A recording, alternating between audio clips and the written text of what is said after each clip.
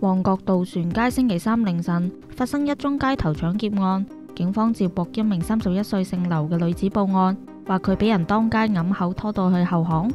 搶走佢價值16萬元嘅財物，當中包括一個價值大約15萬嘅手袋。女事主俾人搶咗手袋之後，隨即跟住嗰一名嘅賊人，佢將手袋拋低咗之後就走甩咗。過程入面，女事主雙膝擦傷，但係冇財物損失。根據警方喺旺角區安裝嘅全港性閉路電視系統，成功見到該名男子進入一棟旺角區嘅大廈，並喺4小時之內，即係今日嘅清晨5點半，以涉嫌搶劫罪喺大廈其中一個單位裏面拘捕一名45歲持香港身份證嘅本地男子。警方話，嗰名男子報稱任職散工，並且喺單位入面檢獲被捕人作案嘅衣着同埋毛巾。